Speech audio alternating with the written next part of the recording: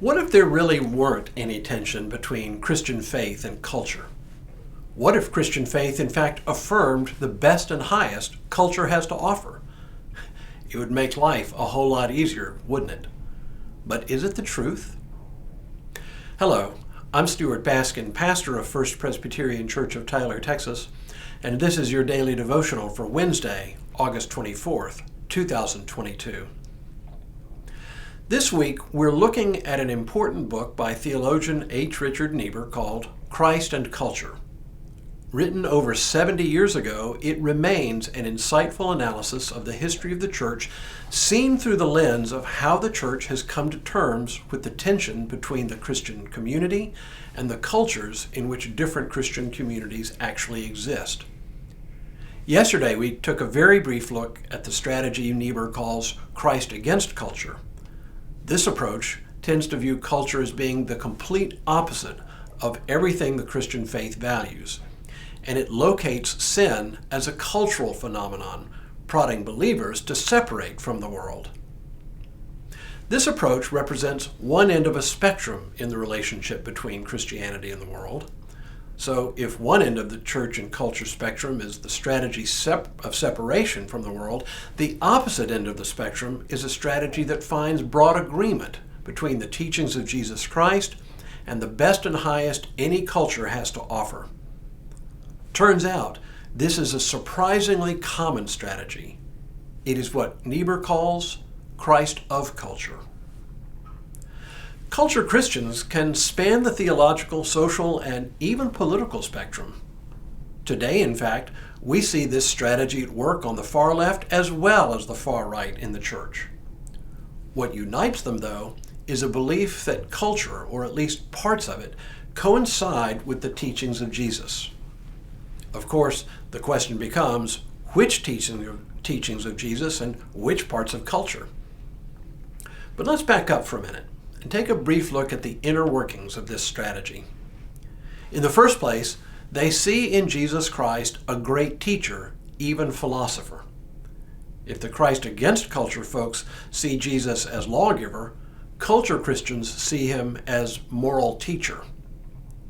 At the extreme end of this strategy are people like Thomas Jefferson and others of the American founding fathers who were not what we would consider Orthodox Christians, but deists. Jefferson, for example, produced a version of the New Testament in which he literally cut out the miracles and teachings of Jesus. Why? Because for him, they didn't accord with the best and highest of human reasoning. A child of the Enlightenment, Jefferson placed his highest trust in human reason. To the extent that Jesus confirmed the highest moral standards of human culture, he was a hero to Jefferson. But the rest of what Jesus did? Irrelevant. Culture Christians tend to focus on what Jesus did for people and on the realization in history of a kind of moral perfection. For them, the kingdom of God becomes more or less synonymous with the establishment of laws and institutions and structures within society that they believe accord with Christian faith, whether or not there is any mention of these laws, institutions, or structures in the Bible. The prohibition movement of the late 19th and early 20th century is a prime example of this. There's no prohibition against drinking in the Bible, but it became an important symbol to them. Listen to this passage from the Gospel of Matthew as typical of the kind of gospel to which culture Christians gravitate. Jesus went throughout Galilee, teaching in their synagogues and proclaiming the good news of the kingdom and curing every disease and every sickness among the people. So his fame spread throughout all Syria, and they brought to him all the sick, those who were afflicted with various diseases and pains, demoniacs, epileptics, and paralytics, and he cured them. In this, the kingdom is near, and the evidence of the kingdom is the humanitarian work that Jesus does in the world. As Niebuhr puts it, they take some fragment of the complex New Testament story and interpretation, call this the essential characteristic of Jesus, elaborate upon it, and thus reconstruct their own mythical figure of the Lord. It is always something that seems to agree with the interests and needs of their time, to which, we might add, it is always something that agrees with their agenda. Let's look at two opposite movements within the church today, which can both be fairly described as culture Christianity. On the one hand, there are those influenced by the theology of liberation, a school which was born in Latin America as a response to the very real oppression of the poor.